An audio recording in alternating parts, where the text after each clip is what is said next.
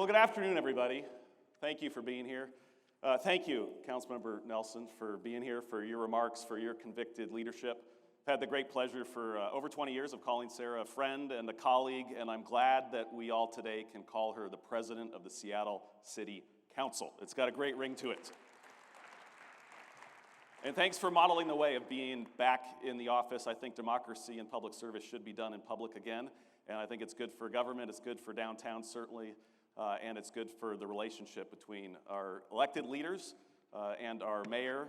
We were down at City Hall meeting with some of the new council members over the last week, and it was really nice to have those meetings in person and not behind a laptop. So thank you to you and your colleagues for modeling the way there.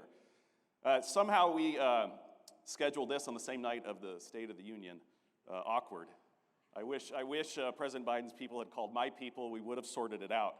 But we're glad to be here and sorry to be competing with our president. And it's good to be back in this incredible building. This ballroom, this building is such a gem. And it's still got that new convention center smell. It's good to be back for the second year in a row. This weekend over at the Arch Building, the Seattle Golf Show will be taking place. 4,000 or so attendees in the Arch Building. And then here, 6,000 folks for the Student Affairs Administrators in Higher Education. That's a mouthful. The golf show sounds more fun. I'll be at the golf show, but I'm glad the other 6,000 will be here. And last weekend, we had 75,000 people over the course of 3 days come through this building for Comic-Con. And I was talking to Jeff Blosser, the head of the convention center earlier about their experience here. It was phenomenal, they said, and they look forward to being back. So it's great to have this building functioning at such a high level as well as our Arch facility. A couple of just acknowledgments before I begin here. I wanted to give a special welcome to David Downey, who is the president and CEO of the International Downtown Association, which is our umbrella group of folks who do what we do around North America, around the world.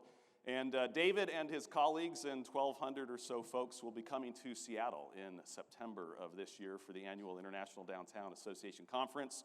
We are delighted to be hosting this conference in partnership with David's team this year and comparing notes with our colleagues from around the world around the revitalization of our downtown. So thank you for making the trip out from DC, David, and being with us today.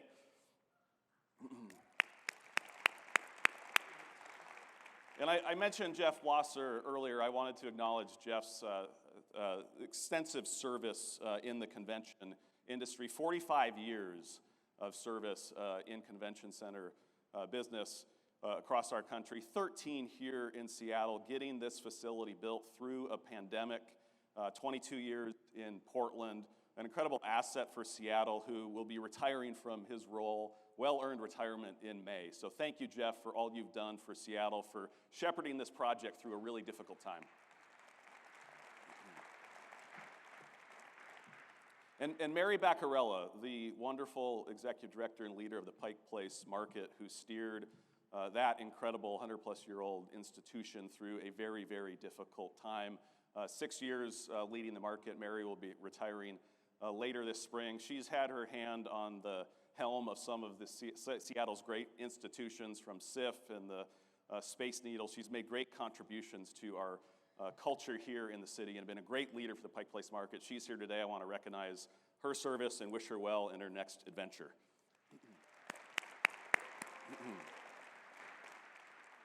Those are two resilient leaders, and they embody, I think, Seattle's best values. And I've been thinking a lot about resiliency recently, and the resilient individuals that we have in our city today and in our past, and just the resiliency of our city structures, the city itself, the urban form, how we come together, the resiliency of that our cities have demonstrated for hundreds, if not thousands of years. And I got to London last year with my son, and I was thinking a lot about London's, and we had a great time. That's what a 14-year-old looks like. Great time. He's such a cool dude. He's 14 going on 34. And we had a blast. And I wanted to watch our final day there. I'm like, let's just go watch the final round of the Open and F1 at the bar. And he played the role of the dad. He's like, we can do that, but not until we go see Buckingham Palace and the British Museum. I said, fine. In any event, we were in London. I reflected on that city's history, 2,000 years of history. They've been bombed, they've faced riots, plagues, multiple pandemics, terrorist attacks, and that city stands today proud and thriving more than ever. The parks were alive, the retail was phenomenal, the bars were alive, the museum was packed. We had a fabulous time. And while Seattle does not have the same extensive history of London, we've faced our series of challenges as well, and we've demonstrated a significant amount of adversity over our 150 years, a significant amount of resiliency as we faced adversity over our 150 plus years. And we all saw those predictions coming out of the pandemic of the demise of our cities, of gathering in downtowns and urban places. And we saw new phrases, the urban doom loop, come up. And even the author of that phrase has sort of walked it back. That's not what we've seen. We've seen progress in people returning to our cities, returning to our downtowns and urban areas, wanting to be connected with one another, wanting to share in experiences that they can't get anywhere else. And I think we've all seen that progress here in our downtown over the last 2 years. No doubt we have a lot of work to do, but we're making significant progress. And I just want to say it's always a great privilege to be able to deliver these remarks on behalf of our organization and our board and our membership to you. I think this is my 9th or 10th opportunity to do that, and it's something I take a lot of privilege and joy in as well. So I want to talk to you today about just a couple of what I see as our strengths and assets as we continue to rebuild and revitalize in our downtown, and 2 challenges that I think we need to see more urgent action on and more attention and focus. Number 1, we're revitalizing from a very strong base with a great mix of uses in our downtown. This has never been a downtown where you just go to work. It's never been just a commercial area of our city. We've had this great mix that's been intentionally created over decades. That's been our recipe and our playbook, to locate our arts and culture and performance venues within the downtown core. Our sports stadiums and arenas tucked close in to the core and near one another.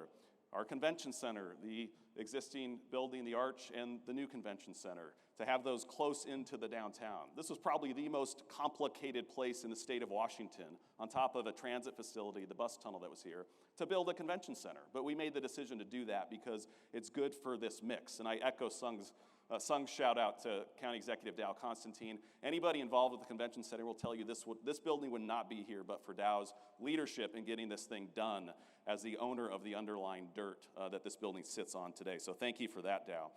So we've got this, yes. So we've got this great mix of the aquarium is here, the symphony, arts and culture, and yes, commerce as well. And it's a neighborhood.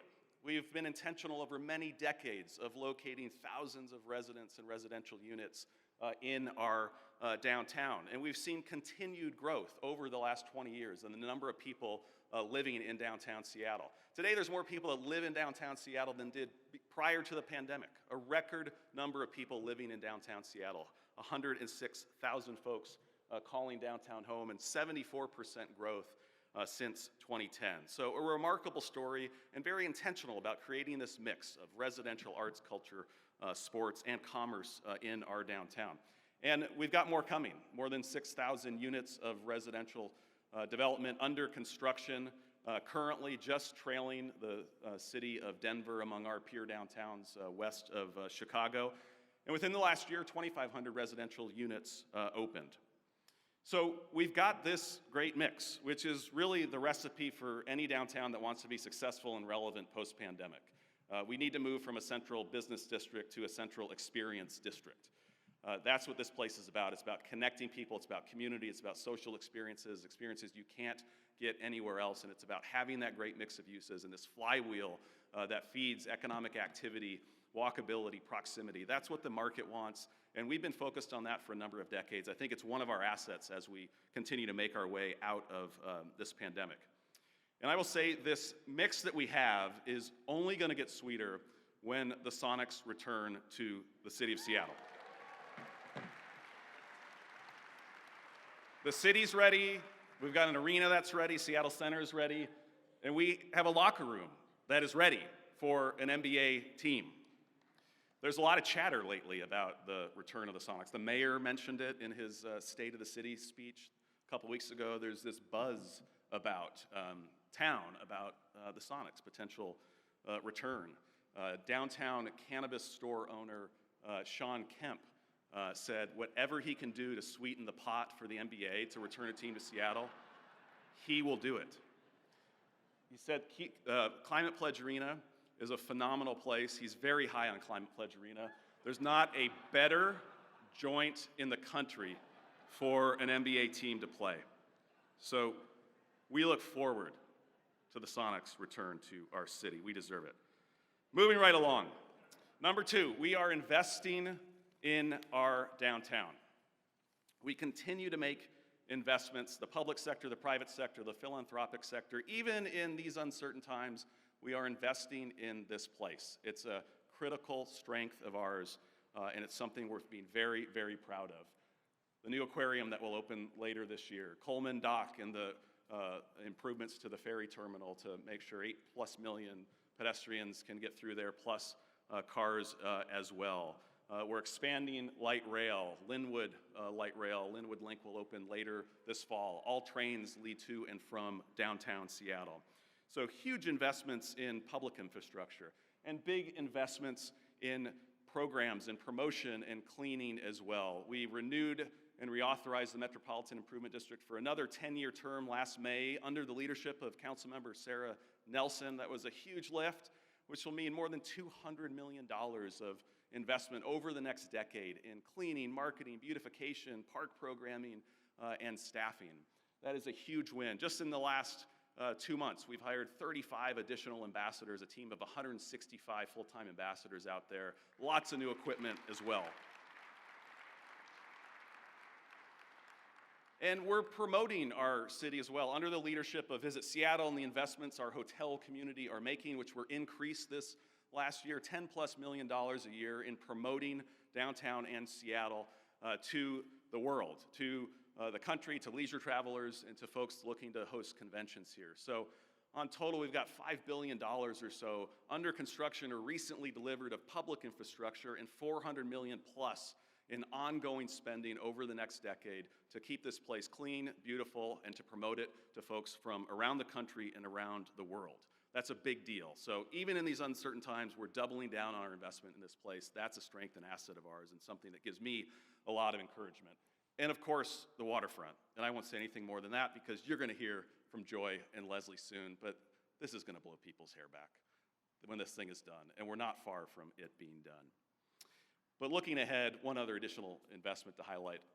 The Seattle Kraken and the folks that brought us Climate Pledge Arena and the One Roof Foundation under the leadership of Mari Harita, the vice chair of the DSA, and her colleague Rob Johnson, who I think are here with us today, they proposed a $100+ million remake of Memorial Stadium. And boy, does it deserve it. That dilapidated stadium that serves so many kids in our community and has served all kinds of other purposes over its history deserves additional investment. And with a partnership with the city and the school district and some incredible pros in delivering phenomenal stadiums and arenas, we are going to have a terrific facility that is going to continue to serve kids in our community, Seattle Public School kids, but be available for all kinds of other uses as well. It's going to be another injection of great positive energy on the Seattle Center campus. So thank you to them for what they're doing there. This is a big deal and a big investment to come.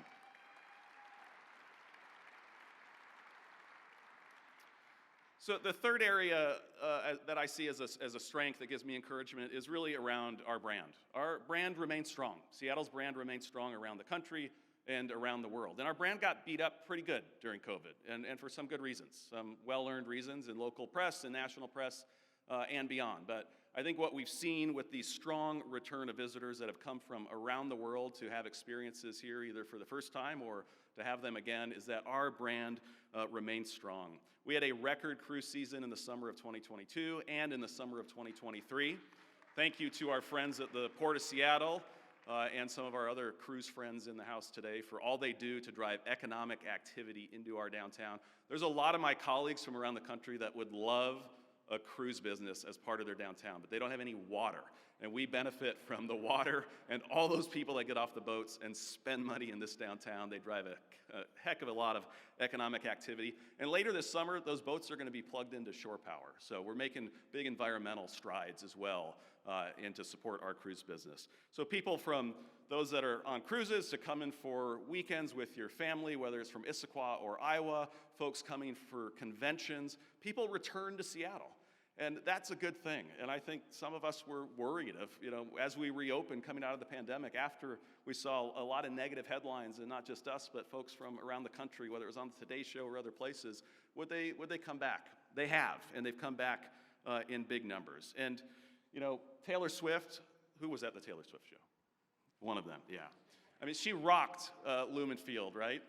And Ed Sheeran, he rocked a barista shift at Starbucks before he rocked two shows, one I think at the Paramount and another at Lumen. These big events, the concerts at Lumen, the concerts at Climate Pledge, they are big business for our downtown. The Saturday night of Taylor Swift's show, we saw the most hotel revenue ever captured and generated within the city of Seattle. By leaps and bounds, she blew that record out of the water. $7+ million generated in a single Saturday night when she was in town. The Blue Jays were here too, and Capitol Hill Block Party. My colleague Tammy Canavan, the CEO of Visit Seattle, will remind us there was a lot of things going on that night, but she was the top bill. So in total, in the summer of 2023, we had more than 6.5 million visitors come to downtown Seattle, and that's about where we were in 2019. So we've seen a really strong recovery over these last few summers as we've worked our way out of the pandemic. And conventions have been strong as well. I got ahead of Tom here on this graph, but you can see 6.5 million or so. And I want to mention conventions. Last year was a really strong year for conventions in downtown Seattle. And this year is going to be even stronger. 55 conventions booked in downtown Seattle. That compares to about 44 booked in 2019. So a real strong return of conventions back to our city. And hotel room nights sold already this year to support conventions, Visit Seattle tells us, is 114% of what it was in 2019. So that's a lot of economic activity coming through downtown over these next several months of 2024. And just another shout out to Visit Seattle. We've got one of the best destination marketing organizations in the country and a tremendous leader in Tammy Canavan with a terrific team that is selling Seattle every day around the world. And foot traffic to some of our major attractions in the summer of 2023 outpaced in and around our major attractions. You can see them here, outpaced foot traffic in 2019. So a lot of progress in the return of visitors, and I think a big signal that we've got still a really strong brand in our city, both around the country and around the world. And if you thought we had a lot of visitors last summer, buckle up for 2026 when World Cup descends on Seattle. And our friends from Seattle World Cup are here, April Putney and some of her colleagues, and thank you to them for all they're doing. I understand Peter Tomazawa, the CEO, is with FIFA and the other 14 or so cities down in Miami for a meeting, but they are hard at work to make this a phenomenal experience. It's the biggest event on the planet. It's going to be the biggest party our town has seen since the World Fair, and it's a great marker 2 or so years out for all of us to rally around and toward. It is going to be a treat.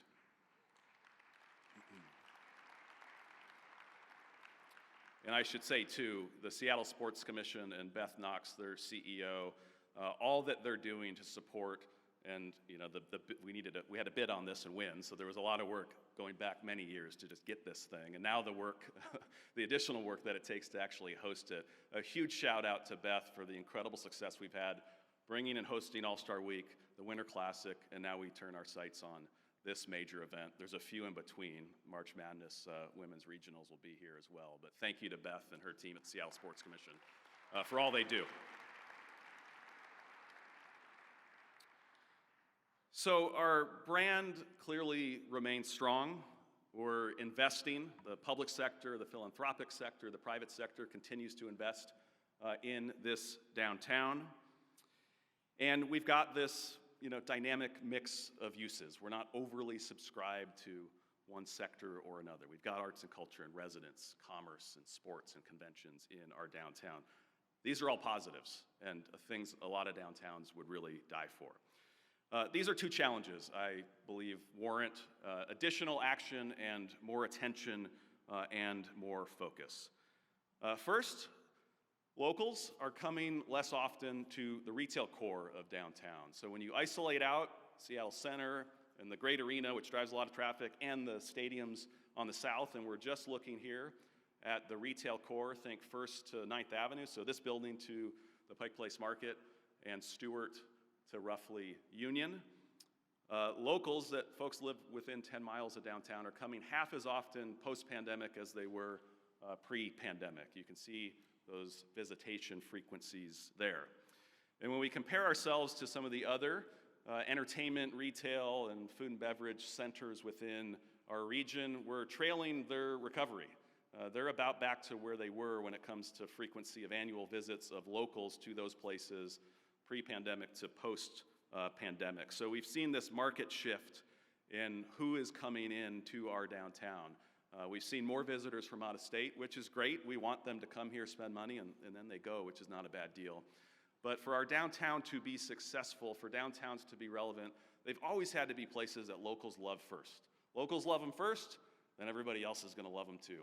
And we've got work to do here to reintroduce locals, folks living within 10 miles of our downtown, to the 50-yard line, to First and Main, to the core of downtown, which is such an important part of our city, where many of our cultural institutions like the Symphony and the Fifth Avenue are located, the Pike Place Market and others. And we have a lot of assets in that part of town as well, and we have a lot going for us. You know, the Pike Place Market and the Nordstrom flagship are two of the most incredible retail anchors that any downtown could ask for across the country, right? We've got both of those in our downtown. But we've got work to do here. And I think coming out of this pandemic, urban trips to urban areas, downtowns, are very much less obligatory. They're less out of obligation than they were pre-pandemic. They're much more discretionary. And 3-4 years ago, people had to be in the office 5 days a week because they had a job and their employer told them to be. Well, that's not happening right now. Those were obligatory trips. We have a lot more discretionary trips today. So people have choices, where they go to shop, to eat, to dine, where do they go to enjoy arts and culture. They have good reason to choose downtown Seattle. And we've got to give them more good reason. And we've got to continue to raise our game to get locals back. And I think the opening of the waterfront project is going to be this big invitation for folks that may have not been downtown since the pandemic, or may have not been downtown that often since the pandemic. We have an opportunity to leverage the opening of that incredible asset to re-engage and re-invite locals back to our downtown. And a must-do to attract more locals to our downtown is to ensure it is safe, clean, healthy, and welcoming for all. If cities do not get that right, if they haven't gotten that right, they've never been successful. And while we've made progress on reducing violent crime in our downtown, and in 2023 we actually had fewer violent crime incidents than at any one point since 2018. So we've actually seen in the downtown area a reduction in violent crime. So that's a good thing. And while we've made progress there, misery and suffering in our downtown are up. This is Kimberly, one of our ambassadors, who performs CPR and Narcan way more than I think anybody of us would like. Along with her colleagues, Kimberly, in total with our ambassadors, have performed about 300 administrations of Narcan over the last year plus or so. The misery and suffering driven by the fentanyl crisis is way up on the streets of downtown, across the city of Seattle, across King County, and across the state of Washington. We have a moral crisis, a health crisis, and potentially an economic crisis if we don't wrap our arms around this worsening emergency. And let's look at some of the numbers. Washington State, between 2022 and 2023, along with Oregon, led the nation in the total percent increase in fatal overdoses among all 50 states. And in King County, deaths from drugs have more than doubled since 2020, continuing to go up at an alarming rate. And among peer metro areas, we are outpacing their growth in fatal overdoses over the last year. And increasingly, an overwhelming majority of deaths from overdoses and drugs within King County are centered in Seattle. Nearly 60% of all deaths from drugs within our county last year occurred within Seattle. Population of Seattle is about 30% of the overall county. And increasingly as well, the impact of drugs is impacting the most vulnerable in our community. About 25% of all deaths from drugs within King County last year were folks that were living unsheltered or living in emergency shelter. More than 300 folks living most vulnerable in our community dying from drugs outside. And this is a huge drain on our public emergency management system. And I think our panel that follows will talk a bit more about this. But you can see in downtown, just downtown, the significant increase in 911 calls driven by overdoses over the last year. So I don't think we can expect locals to return if they have to wade through a public health crisis that fosters urban disorder and takes a lot of lives. And let me be clear, this is a moral crisis, it's a health crisis, there's too many people suffering, but it also has the potential to be an economic crisis. And I don't think the previous challenge I highlight of locals not returning in the same numbers they did previous to the pandemic, even though they've returned to similar frequencies of visits to the other entertainment centers in our region, and this crisis are unrelated. And as I said last year, I think we can have a thriving, vibrant, safe, and healthy downtown with more arts and culture and small businesses and restaurants and retailers that are back open in the core of downtown just a few blocks from me, or we can have a fentanyl marketplace that produces a lot of suffering. We're not going to be able to have both. And I think we're at a moment to make a really difficult decision about clear actions that we need to make to foster more safety, health in our community. What shouldn't be a difficult decision, excuse me. And it's time to make that. And the rate of growth on these charts is scary and it's immoral. And we need to come together as a community and do more. So,